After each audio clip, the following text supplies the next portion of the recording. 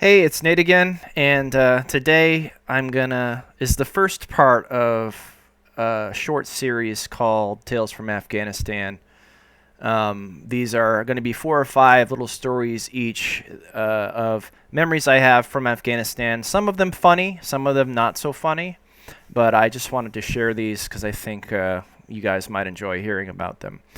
Today's the first story. So we would fly night vision goggle missions a lot. And these were long stretches, like 6 hours at a time, under night vision goggles in the aircraft. We'd stop to refuel here and there, but mostly strapped into a helicopter in the dark for long periods of time. In this particular mission, we all ate dinner before, and then we went out and conducted the mission. And early-ish in the mission, we're in a Black Hawk. The door gunner windows are open, so we have sort of a natural cooling. The cool-lined air is sort of swirling through the helicopter because these things don't have air conditioning. We have a full load of Afghan National Army troops in the back. And as we're flying along, there's a really strong stench that permeates the helicopter.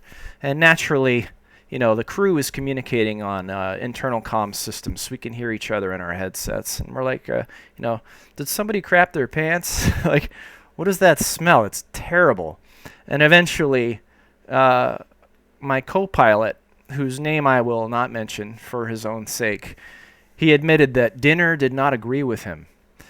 He ended up completely having explosive diarrhea in his seat, strapped into the helicopter, and had to sit in it for probably the better part of 4 or 5 hours. And when you land a helicopter in the dirt, it can brown out, meaning you lose reference with the ground because of the dirt in the air. So we unofficially called him Brownout from that point forward, just as a joke. And somehow, when we were done with the mission, he had managed to get a dollop of turd on the cyclic control. So I'm not quite sure what was happening next to me that night, but it was a pretty crappy situation, no pun intended. Another funny story is, we're flying in Afghanistan, flying daytime. We keep a nice combat spread, and we're just cruising along doing a routine ash and trash mission. And the lead aircraft calls us up. They say, "Hey, can you pull up next to us and check? We think we've got a leak on the right side hydraulic deck. We think we have a hydraulic leak." So we say, "Okay," and we slowly start gaining up on them to sort of check out the leak. And as we get closer, we notice something peculiar. There's a bare ass hanging out the door gunner window. So what happened is the crew chief had dropped his pants and was hanging his butt out a window, probably at like 8,000 feet, and he's just hanging his bare butt out the window, waiting for us to see it and get a laugh. So instead of saying, "Oh, you got us, the moon is out," we just ignored it. And we actually were like, "Oh, actually, we think there is a leak. We see a lot of fluid pooling on the upper deck there," and so. They're like, "Really?" And then and the crew chief kind of stumbles back inside. His butt's probably frozen solid, and he starts scrambling to pull his pants up. And so we turned the joke back on them. But that was something funny that I don't want to forget, so I'm putting it on this video. Another thing, too, is the people that worked in the dining facility were contractors for the most part. And they came from Southwest Asia, a lot of them. And so they weren't totally familiar with American holidays and things like that. But during the holidays, they would try to do things to sort of boost the morale. So I remember on Christmas, which I thought, Christmas is pretty well known, but in this particular, no, it was Thanksgiving.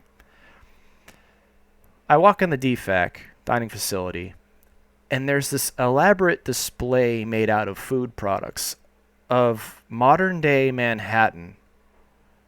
And then the Nina, the Pinta, and the Santa Maria, so Columbus's ships, sailing into the harbor of modern-day Manhattan. And most of it was made up of, like, melons and fruit. And that was supposed to be our Happy Thanksgiving display. So it was it was you see things like that, and they don't realize that they're actually boosting your morale even more, and in ways that they maybe didn't intend. So that was sort of a funny thing to see and figure out like what that meant, but it was a nice gesture. And another story, the last story for today, is we dropped these Lithuanian troops off in this snowy mountainous area to do sort of this meet and greet with the local villagers. And we dropped them off, but then the weather came in and it was so bad that we could not get them out. And we felt, very responsible for their safety. And so we stayed as long as we could. We were flying in really bad weather. I mean, this was like the white fog of the sky was blending in with the white snow of the mountains, and we were like super close, these two helicopters just sort of inching along, really pushing our limits to see if we could get in there and get them out. After as much as we tried, we just couldn't do it. We couldn't get them out. So we ended up we hit our limits. We had to reset. And then first thing the next morning, we took off and we went out there and we got them out of there. Well, it turns out that they had a great time.